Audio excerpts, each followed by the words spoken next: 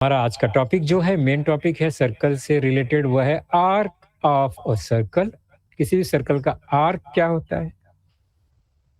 Then central angle of a circle. Circle में एक central angle जो होते हैं वो कौन से होते हैं वो देखेंगे, नाम से ही पता चलेगा सेंट्रल एंगल। उसके बाद मेजरमेंट ऑफ एन आर्क, किसी आर्क का मेजरमेंट कैसे लेते हैं, क्योंकि आर्क को स्ट्रेट लाइन तो है नहीं, वो कर्व लाइन है, तो उसका मेजरमेंट हम कैसे लेते हैं, किसके रेशियो में लेते हैं, वो हमें आज जानना है।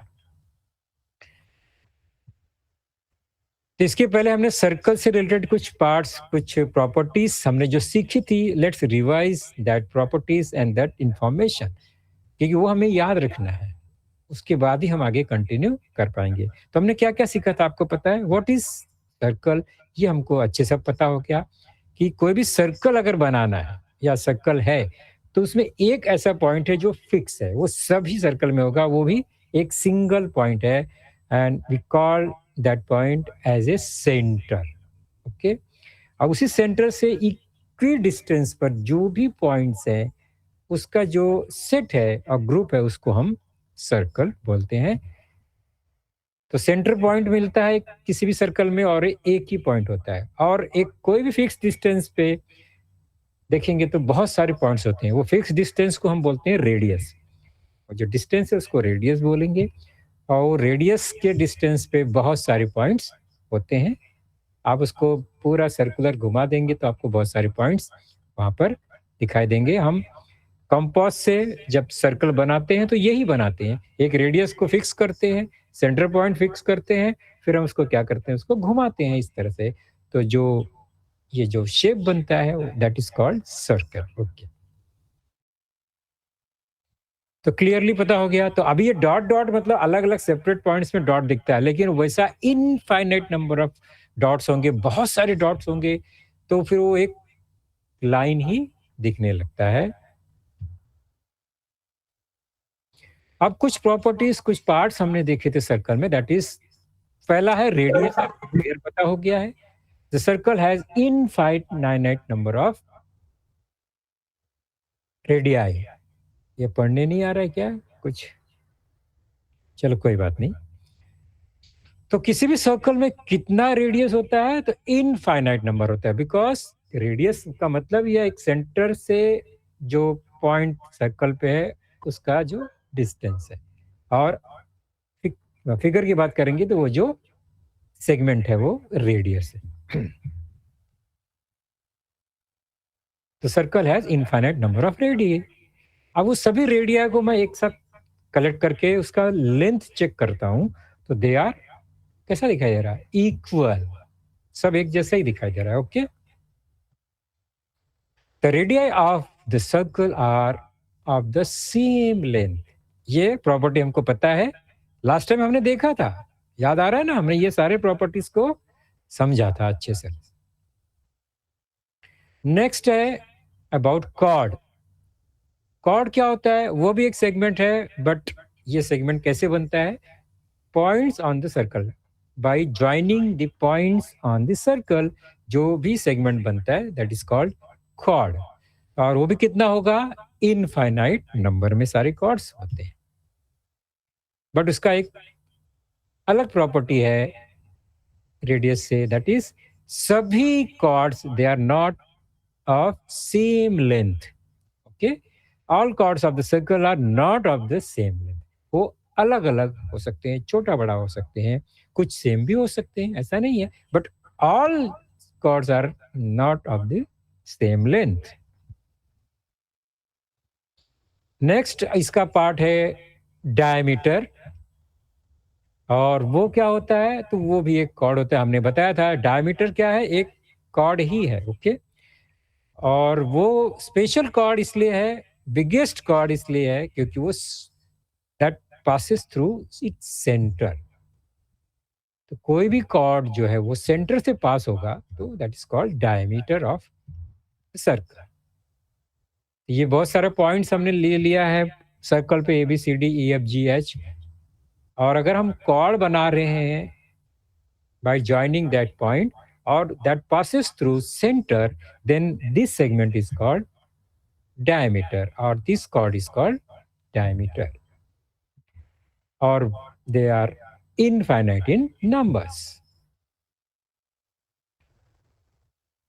तो सभी कॉर्ड हो, रेडियस हो, डायमीटर हो, दे आर इनफाइनाइट नंबर्स में होते हैं किसी भी सर्कल में. अब उनका लेंथ चेक करते हैं सभी डायमीटर्स के, तो क्या मिलेंगे? तो diameter is the longest chord. तो जितने भी डायमीटर है वो लॉन्गेस्ट कॉर्ड होते हैं of a circle.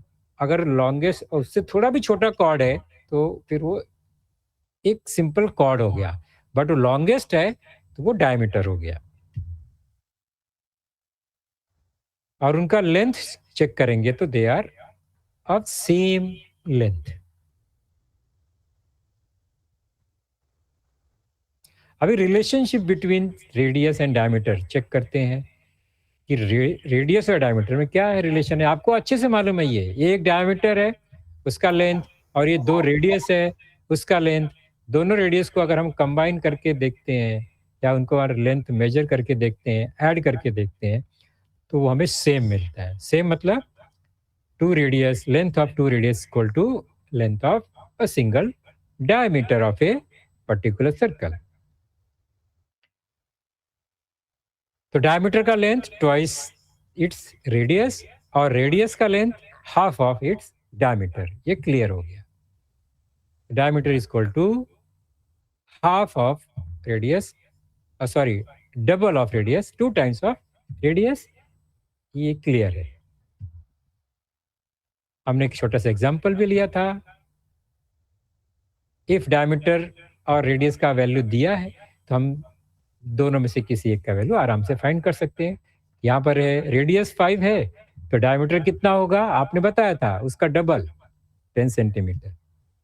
Similarly if radius is of length 8 centimetre तो डायमीटर होगा 16 सेंटीमीटर. क्लियर है ये तो. सिमिलरली अगर डायमीटर का वैल्यू है और लेंथ मालूम है आपको 8 सेंटीमीटर, तो हम रेडियस का वैल्यू भी फाइंड कर सकते हैं. कैसे करेंगे? उसका हाफ, 8 का हाफ 4 सेंटीमीटर. ओके, ये रिलेशन हमको अच्छे से पता है. उसके बाद हमने सर्कल में जो उसका सर्कुलर डिस्टेंस है उसको भी देखा था. They are called circumference of a circle. थोड़ा सा रिवीजन जरूरी है, इसलिए आप लोग को लगता है कि सेम लेसन हो रहा है. ऐसा नहीं है बच्चों, हम रिवीजन ले रहे हैं तो ये सब याद रखना चाहिए हमें. तो सर्कमफ्रेंस क्या होता है? कोई भी सर्कुलर रीजन या पार्ट या कोई भी थिंग्स है, उसका जो सर्कुलर पाथ है, तो इसमें सर्कुलर पार्ट तो हमें दिख नहीं रहा है. ये सिलेंडर या पाइप है, इसका टॉप व्यू हम अगर देखते हैं तो हमको सर्कुलर रिंग दिखाई देता है. उसका जो लेंथ है total curved length, that is circumference. Similarly ये ड्रम है, उसका भी टॉप व्यू हम देखेंगे तो जो सर्कुलर रीजन दिखाई दे रहा है, सेगमेंट वो दिख रहा है, वो सब सर्कमफ्रेंस है. तो circumference is the length around a circle और total length of the circular boundary और रीजन.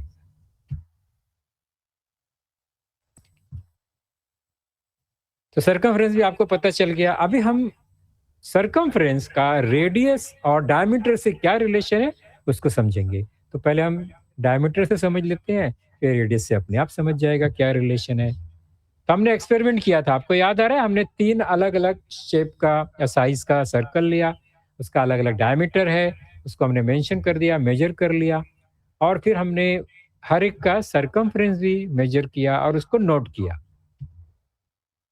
फर्स्ट सर्कल का सर्कमफ्रेंस इस तरह से हमने मेजर किया था, आपको याद होगा, और वो हमको मिला था समथिंग अराउंड 19.8 सेंटीमीटर.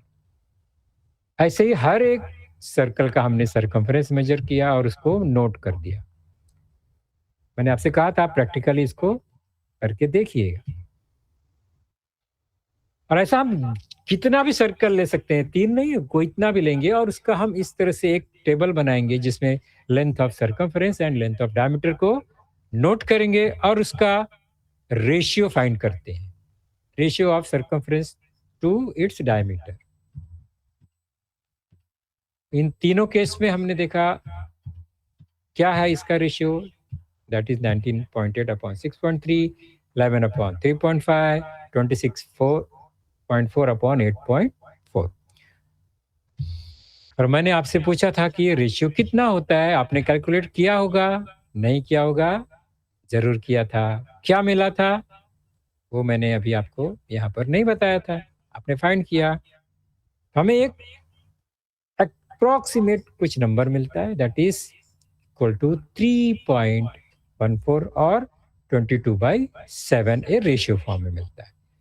लेकिन ये कांस्टेंट है, हर केस में इतना ही मिलेगा। तो इस कांस्टेंट को हमने एक ग्रीक लेटर से, ग्रीक कैरेक्टर से डिनोट किया, that is called pi. What is called pi. ये रेशियो को हम पाई बोलते हैं। Circumference upon diameter C upon D is equal to a constant that is called as pi, and the value of pi is something around 3.14, 22/7.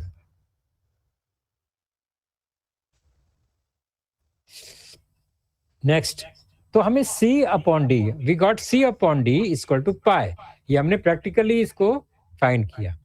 तो अभी इसको cross multiply करके कुछ हमें इक्वेशन मिल जाता है। और यहाँ पर c क्या है, c stand for circumference, d stand for diameter, therefore c is equal to pi into d, or we can say c is equal to pi d।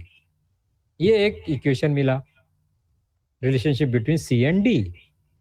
इसको और थोड़ा हम इसको एलाबोरेट करेंगे तो मिलेगा पाई इंटू डी। डी को हम 2r लिख सकते हैं, because diameter is equal to double of 2r, double of r और 2 times r।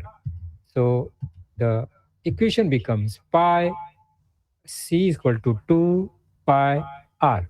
कभी भी इस तरह से मल्टीप्लाई करते हैं हम लोग, तो जो नंबर होता है डिजिट वो फर्स्ट लिखते हैं, उसके बाद कांस्टेंट का नंबर आता है, उसके बाद फिर वेरिएबल का या जो लेटर है उसका नंबर आता है। ये सीक्वेंस में हम लिखते हैं, जैसे पाई टू आर या पाई आर टू, ऐसे हम नहीं लिखते हैं। We write in a fix sequence that is 2 pi r. तो ये दो रिलेशनशिप मिला, और ये रिलेशनशिप से हमने क्या किया था, कुछ प्रॉब्लम सॉल्व किया था। किसी भी सर्कल का रेडियस मालूम है तो हम सर्कमफ्रेंस फाइंड कर सकते हैं, डायमीटर मालूम है तो हम सर्कमफ्रेंस फाइंड कर सकते हैं, सर्कमफ्रेंस मालूम है तो डायमीटर फाइंड कर सकते हैं और रेडियस फाइंड कर सकते हैं। ओके। और हर जगह जो पाई का वैल्यू है वो आपके क्वेश्चन में दिया होगा। अगर नहीं है, वहां मेंशन ही नहीं किया है, तो हम ऑलवेज लेंगे पाई इज इक्वल टू 22/7। चलो, ये हमारा रिवीजन का पार्ट था और आपको अच्छे से रिवाइज हो गया कि हमने लास्ट टाइम तक कितना कौन कौन से पॉइंट्स को जाना समझा था। ओके, अभी हमारा आज का जो टॉपिक है that is arc of a circle. किसी भी सर्कल का आर्क क्या होता है, चलो देखते हैं हम। आर्क ऑफ ए सर्कल, ये सर्कल है, ये आपको पता है, हर सर्कल में एक सेंटर पॉइंट है, ये भी आपको मालूम है। हमने सेंटर को ओ लिखा, पॉइंट ओ।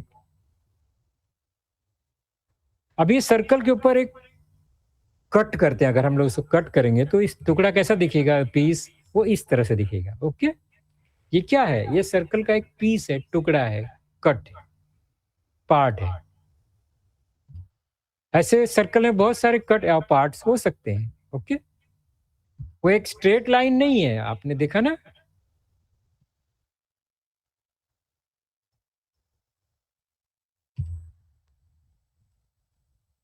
तो ये जो पीस आपको दिख रहा है, ये क्या है, ये यही, इसको ही हम तो आर्क बोलते हैं। The segment or piece of circumference is called the arc of the circle. तो ये बेसिकली किसका टुकड़ा है, इस सर्कमफ्रेंस का टुकड़ा है। Okay, that is called arc of the circle. Clear हो गया? आर्क में कोई प्रॉब्लम नहीं होना चाहिए आपको अभी कि आर्क क्या होता है। तो आर्क क्या है? ये किसी भी एक सर्कमफ्रेंस का सेगमेंट है, पीस है, उसका टुकड़ा है। Okay, next. अभी हम उसका नाम कैसे लिखेंगे, क्योंकि स्ट्रेट लाइन तो है नहीं। तो उसका नाम लिखने के लिए दो मेथड है। एक है 2 पॉइंट मेथड, मतलब 2 पॉइंट, उसके एंड पॉइंट से उसका नाम लिखते हैं। और दूसरा जो है standard method, that is 3 point method, मतलब उस आर्क के कोई भी दो एंड पॉइंट के बीच में कोई भी एक पॉइंट लिख के हम उस आर्क का नेमिंग या नाम लिखते हैं। फॉर एग्जाम्पल,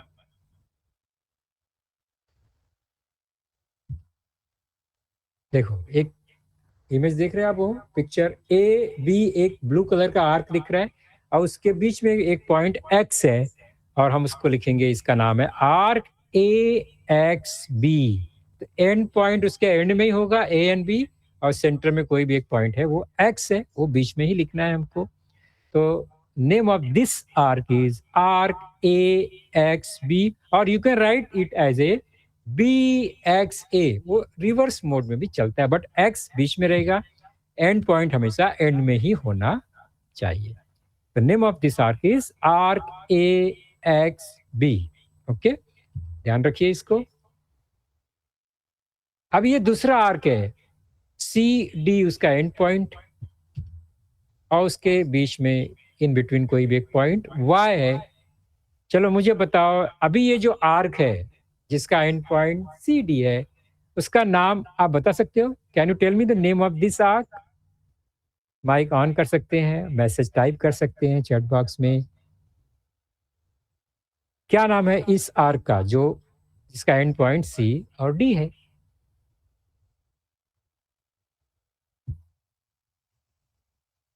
आप लोग रेडी रहिए, अभी बीच बीच में क्वेश्चन तो आते रहेंगे।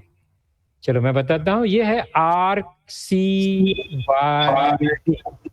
सर, ओके बोलिए। इसका आंसर CYD होगा ना? C Y D, very good, perfect answer. C Y D और डी वाई सी दोनों रॉन्ग है, दोनों राइट है, रॉन्ग नहीं है। ओके, हमें एंड पॉइंट को एंड में रखना है, बाकी सेंटर में कोई भी जो इन बिटवीन पॉइंट है वो लिख सकते हैं। कोई भी पॉइंट, वाई होगा, बी होगा, सी होगा, ई होगा, तो भी हम उसको बीच में रख के उसका नाम लिखेंगे। चलो नेक्स्ट।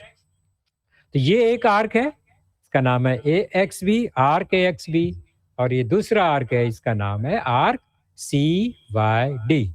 आर्क एकदम क्लियर हो गया आपको? चलो, तो आर्क, तो अब कितना आर्क, अभी अब मैं आपसे पूछूंगी किसी भी सर्कल में कितना आर्क होता है, तो हम बोलेंगे इनफाइनाइट नंबर, क्योंकि कोई भी 2 पॉइंट से आर्क बनने वाला है। अब बहुत सारा पॉइंट है तो बहुत सारा आर्क बन जाएगा। ओके, अब आता है करस्पॉन्डिंग आर्क्स। करस्पॉन्डिंग की जब जब ये वर्ड आएगा, करस्पॉन्डिंग का मतलब होता है कि कोई भी 2 आर्क या कोई भी पार्ट है उसका रिलेशन है, और उसके रिलेशन से कुछ रिजल्ट मिलता है, तो वो करस्पॉन्डिंग हो जाता है। यहाँ पर है करस्पॉन्डिंग आर्क्स, मतलब 2 आर्क में कोई रिलेशन है, तो उसको बोलते हैं करस्पॉन्डिंग आर्क्स। क्या है, चलो चेक करते हैं।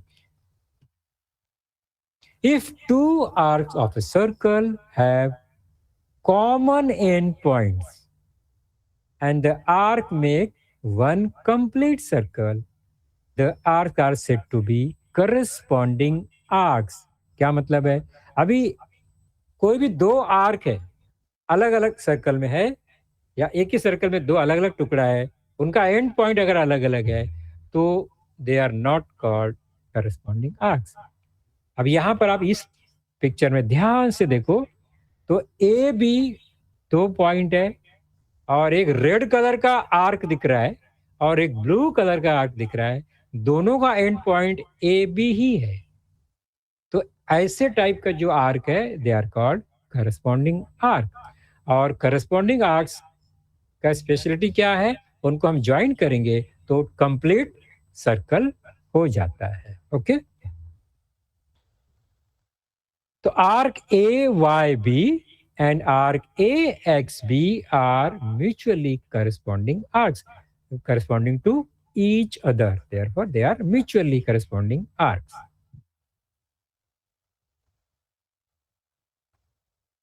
तो ये टुकड़ा हमने देखा 2 आर्क है, ये दे आर करस्पॉन्डिंग आर्क्स।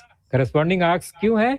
इनको कंबाइन करते हैं तो ये कंप्लीट सर्कल बनाते हैं और their end points are same. Arc AYB and arc AXB are mutually corresponding arcs. Arc AXB, arc AYB.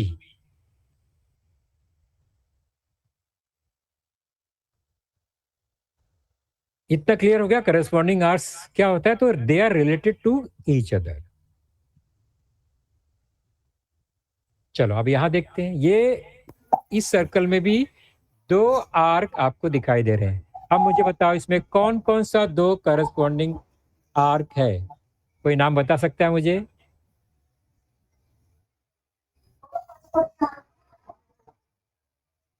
Hello, हाँ बोलिए, प्रतीक्षा नगर बोल रहे हैं कुछ? बहुत सिंपल है, आपको क्या करना है, कोई भी 2 आर्क, अब मैंने यहाँ कलर में बता दिया है तो आपको और अच्छे समझ में आएगा। एक रेड कलर का आर्क है, एक ब्लू कलर का। AXB, very good. And corresponding arc? YB, arc AYB, YB नहीं, YB तो छोटा आर्क है, AYB ये पूरा आर्क है। तो arc AXB and arc AYB they are corresponding arcs. लेकिन इसमें एक स्पेशल क्या है, वो दोनों जो AB पॉइंट है ना, अगर उसको हम ज्वाइन करते हैं तो दैट वो सेगमेंट जो है वो पास टू सेंटर, मतलब वो डायमीटर है। अब ध्यान से सुनो, ये डायमीटर है। डायमीटर का मतलब क्या हुआ? तो डायमीटर से जो सर्कल है वो देखो तो 2 इक्वल पार्ट में डिवाइड हो जाता है, हाफ हाफ, क्योंकि वो सेंटर से जा रहा है। तो ये जो आपने आर्क देखा अभी, आर्क AXB, आर्क AYB, ये करस्पॉन्डिंग आर्क तो है, ये पक्का है। और कॉर्ड AB क्या है? वो डायमीटर है, because it passing through its centre. तो डायमीटर से क्या होता है, ये जो 2 आर्क बनता है वो क्या होता है? They are equal, they are equal in its measurement, और इसका नाम है semi circular arc. Semicircular का मतलब क्या होगा? कंप्लीट सर्कल नहीं है, सर्कल का आधा है, सर्कल का हाफ है, आधा टुकड़ा है ना वो, that is called semi circular arc. तो ये 2 सेमी सर्कुलर आर्क हमको यहाँ दिखाई दे रहा है। We can see 2 semicircular arcs in this picture, that is arc AYB and arc AXB. ये देखो, ये 2 सेमी सर्कुलर आर्क आपको दिख रहा है, मैंने इसको अलग कर दिया। सर्कल को आप सेंटर से कैंची से कट करेंगे किसी सीजर से तो 2 सेमी सर्कुलर आर्क बन जाएगा। semicircular arc AXB and semicircular arc AYB। कोई मुश्किल नहीं है समझने में, इजी है ना ये तो। थोड़ा नाम वर्ड नया नया है, इसको ध्यान से समझना है। करस्पॉन्डिंग आर्क्स मतलब कोई भी 2 आर्क्स को कंबाइन करेंगे तो सर्कल बन जाएगा, क्यों? वो they are not semicircular, वो छोटा बड़ा हो सकता है, बड़ा आर्क छोटा आर्क कंबाइन किया सर्कल बन गया। बट सेमी सर्कुलर आर्क मतलब क्या होता है? वो करस्पॉन्डिंग आर्क्स जो सेम है, इक्वल है, तो वो सेमी सर्कुलर हो गया, सेमी सर्कुलर आर्क। तो हमने आर्क्स देखा। अब नेक्स्ट है central angle of a circle. चलो क्या है वो देखते हैं। तो एक सर्कल का सेंट्रल एंगल कहाँ बनेगा? नाम से मालूम पड़ रहा है, सेंट्रल एंगल का मतलब होता है उसके सेंटर पे ही बनने वाला एंगल। चलो देखते हैं, ये एक सर्कल है, रेडियस है,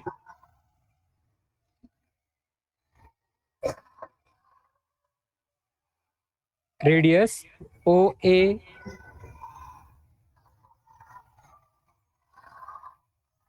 और इस पर और भी बहुत सारे पॉइंट है, कोई भी और एक पॉइंट लेते हैं हम।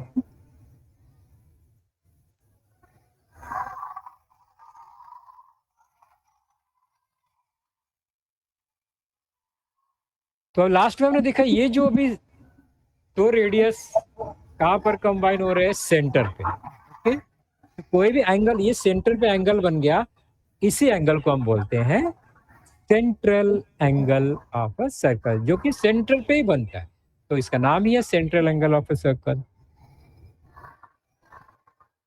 An angle whose vertex is the center of the circle is called a central angle. Simple definition है, क्योंकि उसके सेंटर पे एंगल बन रहा है।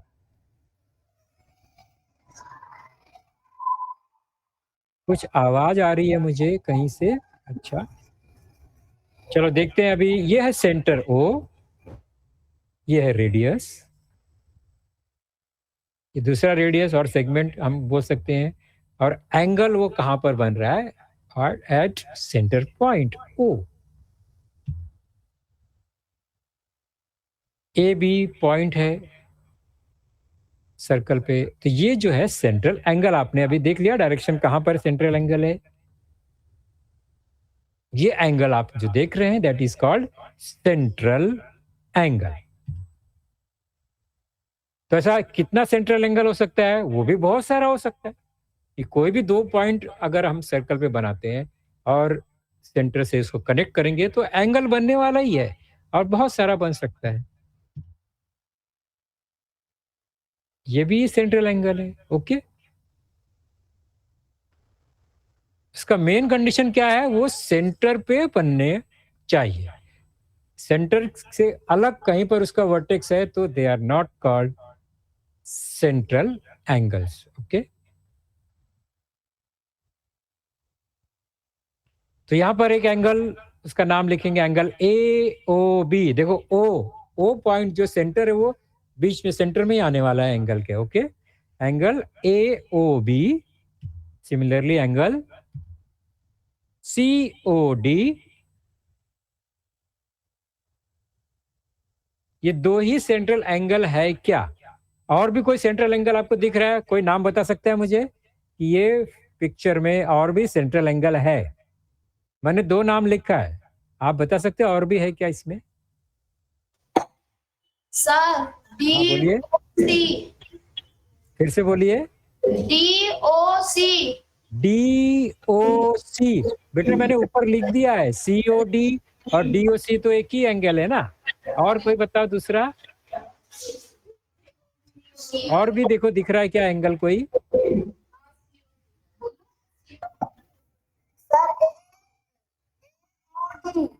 ए ओ बी सी। ओके, हाँ एकदम परफेक्ट। ए ओ डी भी है, देखो ना, ए ओ डी। मैंने वहां मार्क नहीं किया एंगल का, बट एंगल तो है ना वो, A O D. Similarly angle C O बराबर और सी। ओके, एकदम परफेक्ट। तो कोई भी एंगल जिसका जो सेंटर वर्टेक्स है पॉइंट वो सेंटर पे है तो they are called central angle. Okay, तो जितना भी अभी मैंने नाम लिखा they are called central angles. Okay, central angles clear हो गया, आर्क आपको क्लियर हो गया। ओके, सेमी सर्कुलर आर्क आपको पता चल गया, करस्पॉन्डिंग आर्क क्या है वो भी आपको मालूम पड़ गया। तो हमें कुछ पॉइंट्स हमने नया नया सीखा है, बहुत डीप में नहीं जाना है, अभी कुछ नए नए पॉइंट्स को ध्यान रखने हैं। अगला है measurement of the arc. Arc का मेजरमेंट ये कैसे हम काउंट करेंगे, कहां से इसको मेजर करेंगे? Measurement of the arc. चलो, आर्क क्या है वो हमको पता है अच्छे से। कोई भी सर्कल पे दो पॉइंट है, उस पॉइंट से जो सेगमेंट ऑफ पीस मिलने वाला है आर्क, वो आपको यहां दिख रहा है, arc A X B. Similarly एक दूसरा आर्क है सी वाई डी। सिमिलरली, तो ऐसे बहुत सारे आर्क हैं। ओके, अब मेजरमेंट कैसे लिखेंगे? आप बहुत सिंपल सा फंडा है, उसको ध्यान रखेंगे। The measurement of the arc is equal to the measurement of its corresponding central angle. Okay, central angle को तो हम आराम से मेजर कर सकते हैं, है ना? बराबर है?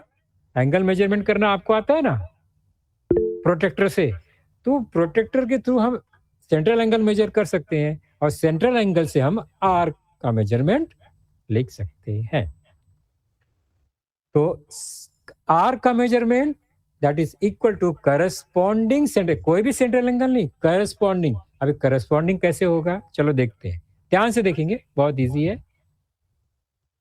एक आर्क ए बी है, उसका end point A and B है, तो ए और बी ये दो पॉइंट से जो भी सेंट्रल एंगल बनेगा, ये बन गया A O B, angle A O B. ये कौन से आर्क से बन रहा है, आर्क ए एक्स बी से, तो ये करस्पॉन्डिंग आर्क है उसका। ओके, तो ये जो मेजरमेंट होगा एंगल का, सपोज ये एंगल का मेजरमेंट 80 डिग्री है, सेंट्रल एंगल का मेजरमेंट 80 डिग्री है, major angle A O B equal to 80 degree,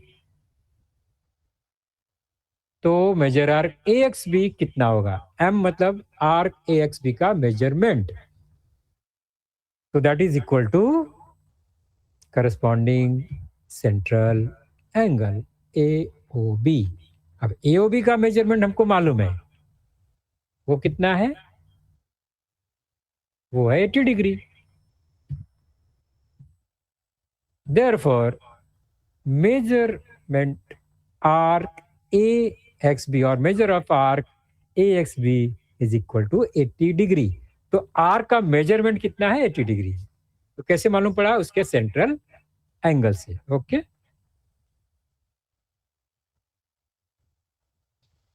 major arc C Y D,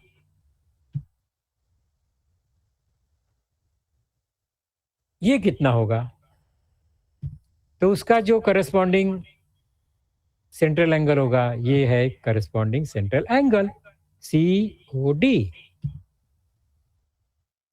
45, because उसका करस्पॉन्डिंग एंगल अगर 45 है, करस्पॉन्डिंग सेंट्रल एंगल, तो आर्क का मेजरमेंट भी 45 डिग्री है। क्लियर हो गया? तो अलग से आर्क को मेजर करने के लिए कोई फंक्शन नहीं है, हमें सेंट्रल एंगल के थ्रू आर्क का मेजरमेंट फाइंड करना होता है।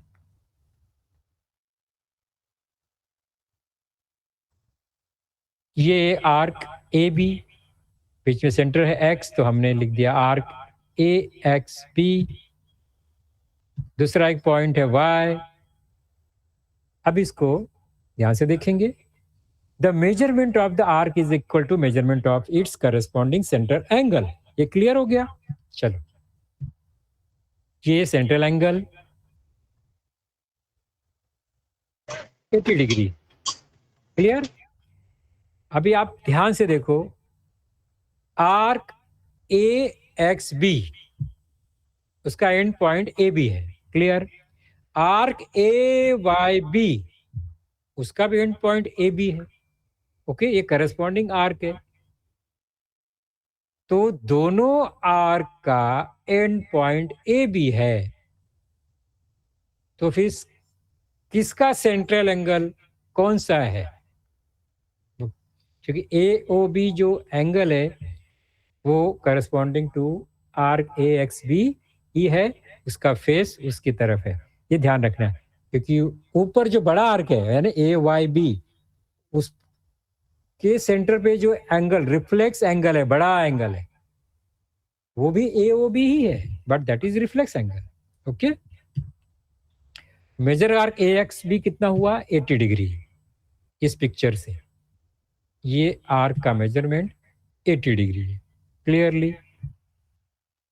फिर ए वाई बी कितना होगा, ये जो आर्क दिख रहा है ना बड़ा, इसका मेजरमेंट कितना होगा? किसी को कोई आइडिया इसके बारे में?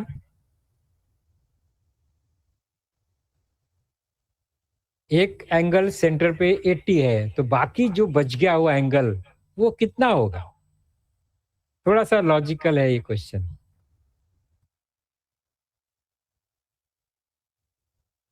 कितना होगा, कौन बताएगा? देखो, कोई भी कंप्लीट सर्कल का मेजरमेंट होता है 360 डिग्री, उसमें से एक पार्ट 80 डिग्री है, तो रिमेनिंग पार्ट का वैल्यू कितना होगा, कौन बताएगा? 360 माइनस 80, 280 डिग्री। Very good. तो आर्क ए वाई भी ऑटोमेटिकली 280 डिग्री हो गया। ओके, अगर ये 60 है 80 है तो वो 280 हो जाएगा। तो करस्पॉन्डिंग जो आर्क है उनका मेजरमेंट में से एक मेजरमेंट आर्क का मेजरमेंट मालूम है तो दूसरा का ऑटोमेटिक हम फाइंड कर सकते हैं।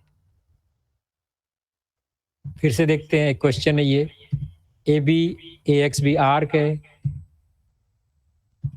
और ये central angle, measurement 80 degree. Major arc A X B, that is ये है, दिख रहा है, इक्वल टू 80 डिग्री। क्लियर हो गया, आपको पता चल गया। ए वाई बी ये है,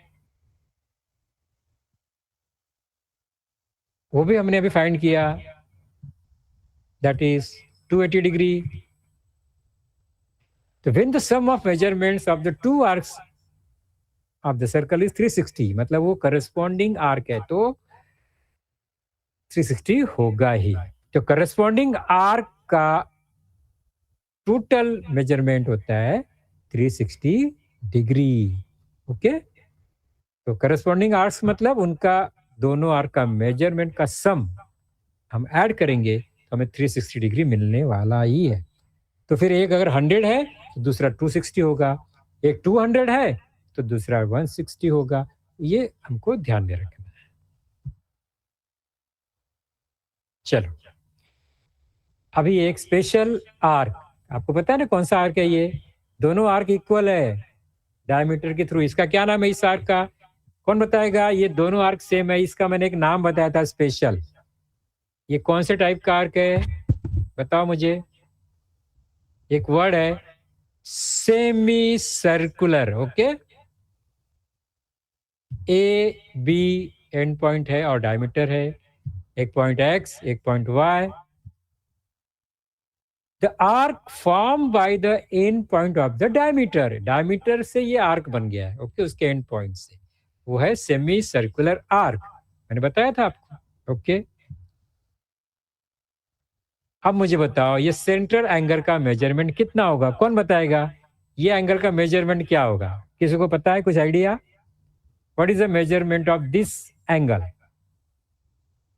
क्योंकि स्ट्रेट लाइन पर एंगल है, कौन बताएगा कितना होता है स्ट्रेट लाइन का एंगल? वेरी गुड, तारवाड़ी स्कूल ने परफेक्ट आंसर दिया है। कोई भी स्ट्रेट लाइन के ऊपर कोई पॉइंट है उसके थ्रू जो एंगल बना है दैट इज 180 डिग्री ही होता है। वेरी गुड, तो दोनों साइड 180 डिग्री हो गया। तो अगर central angle, major of central angle is 180 degree, तो सेमी सर्कुलर आर्क का मेजरमेंट कितना होता है हमेशा? What is the measurement of semi circular arc? 180, क्योंकि वो सेंट्रल एंगल के इक्वल होना है। The major of a circular arc is equal to 180 degree, ये हमेशा होता है। मेजर आर्क एक X B equal to 180 degree, ये हो गया आपका एक part. And second one, major arc A Y B is also equal to 180 degree. तो क्लियर हो गया, दो टाइप का आर्क देखा हमने। एक आर्क ऐसा है जिसका मेजरमेंट अलग अलग है, करस्पॉन्डिंग आर्क, और दूसरा आर्क हमने देखा करस्पॉन्डिंग जिसका मेजरमेंट सेम है, यानी 180 डिग्री। ये लास्ट पार्ट है हमारा। ओके, खत्म करेंगे इसको। The arc whose major is less than semi circle. अभी आर्क, कोई भी आर्क का जो मेजरमेंट है वो हमेशा 180 होगा क्या? सेमी सर्कुलर होगा? नहीं, कुछ 180 से कम हो सकता है, कुछ 180 से ज्यादा भी हो सकता है। ओके, तो जो कम है, छोटा है जिसका मेजरमेंट, उसको हम बोलते हैं माइनर। वर्ड है माइनर। छोटे को क्या बोलते हैं? माइनर। बड़े को उसका opposite major. Minor, major, same नाम यहाँ पर उसको दे दिया है। माइनर आर्क मतलब उसका जो मेजरमेंट है वो लेस देन 180 डिग्री होगा। सिंपल सी बात है। ये है 100 डिग्री, तो ए एक्स बी जो आर्क है वो माइनर आर्क है। Therefore measurement arc A Y B is equal to 100 degree and it is less than 180. So arc AYB is a minor arc. क्या बोलेंगे? Minor arc. The arc whose measure is larger. अब बड़ा है तो क्या होगा? Simple सी बात है, 180 डिग्री से ज्यादा होगा, then we call it as a major arc. अब ये 100 है तो that is 260 हो गया corresponding, और 260 is greater than 180. So measure arc AXB is equal to 260 degree. Therefore, it is called a major arc. Minor arc, major arc. Clear हो गया minor major का मतलब? तो यहां पर माइनर आर्क और करस्पॉन्डिंग मेजर आर्क को ऐड करेंगे तो हमेशा 360 मिलेगा। करस्पॉन्डिंग वर्ड है, ध्यान रखें। करस्पॉन्डिंग है तो आर्क को ऐड करने पे उसको 360 मिलना ही है। तो इतना सारा पॉइंट हमारे इस टॉपिक में बचा था। बाकी तो टोटल 3 ही क्वेश्चन है आपके इस एक्सरसाइज में, प्रॉब्लम सेट 43 में, पेज नंबर 79 पे। टोटल 3 ही क्वेश्चन है, आप आराम से कर सकते हो। पहला क्वेश्चन है, 2 आर्क में से एक आर्क का मेजरमेंट 120 डिग्री है और वो करस्पॉन्डिंग है, तो दूसरा मेजरमेंट कितना होगा? तो 360 माइनस 120 दैट इज 240। कितना इजी है। दूसरे में नाम लिखना है आपको, ओके। सभी माइनर आर्क, मेजर आर्क, जो भी आपको आर्क इसमें दिखता है उसका नाम लिखो। मैंने यहाँ पर अलग अलग बताया। आप लोग मुझे क्या करोगे, अभी मैं पिक्चर में आपको एनिमेशन दिखाऊंगा, आप मुझे उस आर्क का नाम बताओ, आइदर इन 3 लेटर और 2 लेटर, जो भी आएगा आपको बताना है फटाफट। ओके, स्टार्ट करेंगे। चलो ध्यान से देखो इस पिक्चर में। पहला हम माइनर आर्क्स की बात करेंगे। चलो ये आर्क कौन सा है बताओ, नाम बताओ इसका फटाफट। फिर से इस आर्क का नाम आपने देखा रेड कलर में? वेरी गुड, ये है minor arc PR। Next, ready? ये कौन सा है? XPR। आप कब पूरा बोलो, arc XPR। Very good. Next, RQXP। Very good, शाबाश।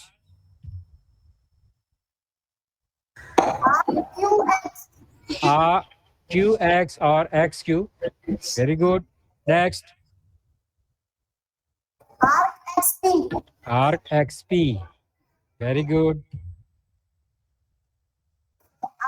RQY। RQY, perfect.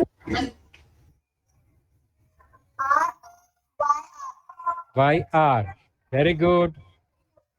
अब ये सब माइनर आर्क थे, छोटा आर्क थे, ओके, क्योंकि अब वो जो डायमीटर है उससे बाहर दूर चले, दूसरी ओर चले जाएंगे तो वो बड़ा आर्क हो जाएगा, और उसके अंदर एक ही साइड में है तो सब माइनर आर्क है। अभी मेजर आर्क की बात करते हैं। ध्यान से देखो, इस आर्क का नाम बताओ फिर से। नहीं, 3 लेटर बताओ, 4 की जरूरत नहीं है। 2 एंड पॉइंट बताओ और कोई भी एक पॉइंट बताओ बीच का। QPR लिखा, वेरी गुड। RQXY मैंने बता दिया, मुझे लगता है एनिमेशन में मिस्टेक हो गया है। ओके, चलो ये कौन सा है बताओ? XRY नहीं है, फिर से देखो। XRQ, very good, very good. XRQ और QRX, परफेक्ट। नेक्स्ट, PQ, फिर से देखो।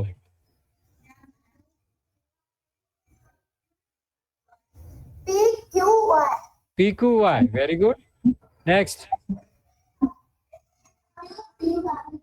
QPR. फिर से देखो, RQP. R नहीं है, QP.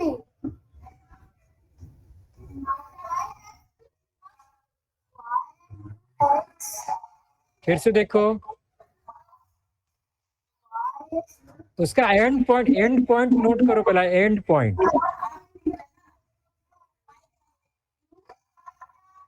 Q और Y एंड पॉइंट है, बीच में कोई भी एक पॉइंट लिख सकते हैं हम लोग। QPY, QY एंड में होना चाहिए, बाकी उसके बीच में जो भी पॉइंट है कोई भी एक पॉइंट आप लिख सकते हो।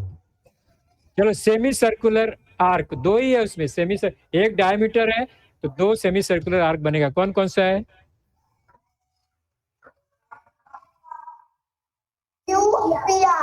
QPR, very good. और QXR। Next, QYR.